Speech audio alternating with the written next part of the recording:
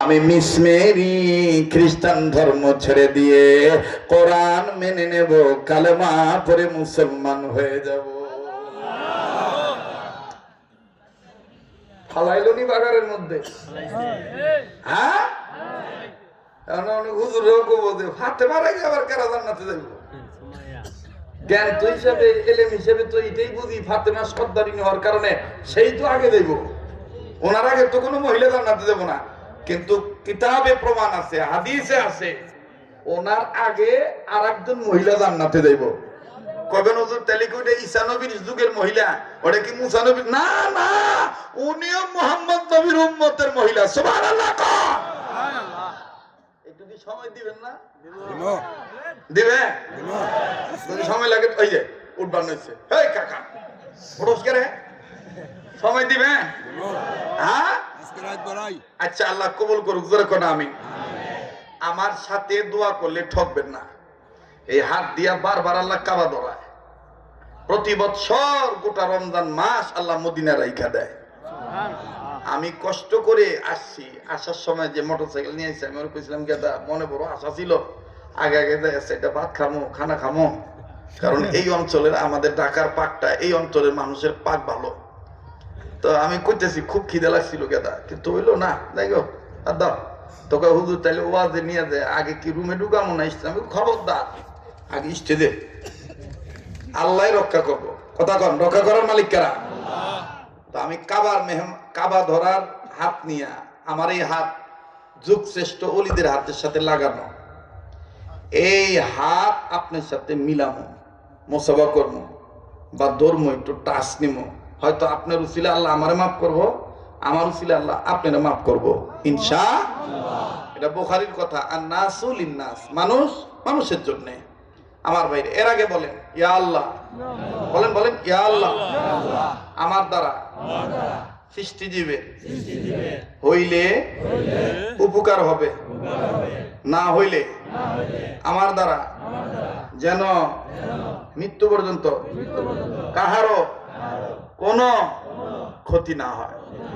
এটার আরো সরল অর্থ হইল, পারলে উপকার করবো, না পারলে কারো ক্ষতি করবো না। এটা হইলো মুসলমানদের ভাষণ, কথা কোন ঠিক কিনা? আমার বন্ধুগণ, এই জন্য পারলে দিবেন, না পারলে না দিবেন। বলেন কোরআন সম্মানের কিতাব না অসম্মানের কিতাব? এই সম্মানের কিতাবকে সম্মান করে এবার বলেন তো দেখি, কোরআন শরীফ কয় পারা?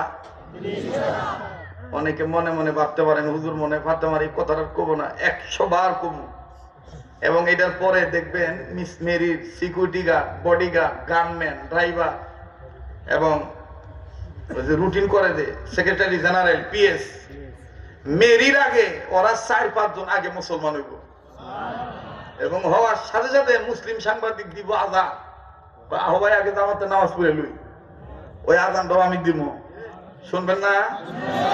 শুনবেন? হ্যাঁ দিমু দিমু ইনশাআল্লাহ। তবে এর আগে আবার বলেন কোরআন শরীফ কয় পারা? এই 30 পারারে 10 পারা 10 পারা 10 পারা করে যদি ভাগ করেন কয় ভাগ হয়? ভাইয়া কথা বলো, কয় ভাগ? এই 3 ভাগের পক্ষে, প্রথম ভাগের পক্ষে 10 পারা কোরআনের পক্ষে। এই জুমার রজনীতে আল্লাহ যদি আমাকে বাঁচায় রাখে, সব ফাইনাল করা আছে, আগামী 2026 সালের 21শে ফেব্রুয়ারিতে আবার মদিনার উদ্দেশ্যে চলে যাব। সারা রমজান আমি মদিনায় থাকি, মসজিদে বেলালের পাশেই আমার থাকার জায়গা।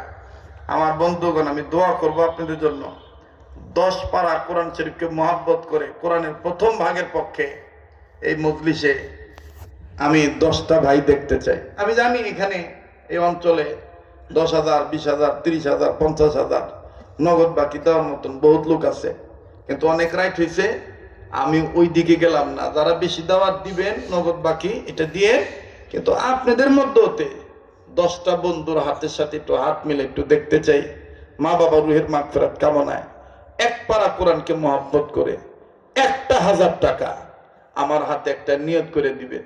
এমন কোন বাজান আছে? এই মাদানী নিসবতের সন্তানের হাতে দিবেন, ওলি আল্লাহ প্রেমিকের হাতে দিবেন, মদিনাওয়ালার প্রেমিকের হাতে দিবেন, আল্লাহ কবুল করবেন ইনশাআল্লাহ। মাশাআল্লাহ। কি নাম বাবা? আব্দুল হামিদ দেওয়ান। 1 পারা কোরআন শরীফকে মহব্বত করে কোরআনের প্রথম ভাগে 1000 টাকা নগদ। 10টা ভাইয়ের কাছে 10,000 টাকা। এটা আমার হাতে দেন, হাতে ছোঁয়া লাগান, হাত ধরেন। হ্যাঁ, এটা নিয়ত করে হাত ধরবেন। অনেকে সন্তানাদি হয় না, ব্যবসা বাণিজ্যে বরকত হয় না, কঠিন রোগ দূর হয় না, এটা নিয়ত করে দিবেন। মাশাআল্লাহ। 3 নাম্বার, আল্লাহ কি নাম, খুরশিদ দেওয়া ছেলের জন্য দোয়া চেয়ে 3 নাম্বার পারা কোরআন শরীফকে মহব্বত করে 1000। কোন মাদ্রাসা ছাত্র উঠাউটি করবা না প্লিজ, ডিস্টার্ব দিবা না। মাশাআল্লাহ। যে মার নামে ওয়াসিম ভাই 1000 টাকা। জি হাসান দেওয়ান ভাই বাপমার নামে 2000 টাকা নগদ। রাসেল ও ভাই, এই এটা কিন্তু আদবের খেলা হয়ে গেল ভাই। হুজুর, ওলামা, তোলাবা, পায়ে হাত দিয়ে বলতেছি, কোরআনের সাথে বেয়াদবি করবেন না। না পারলে না দিবেন, বসে থাকেন। আমি 30 পারা আরে দিয়ে দাও।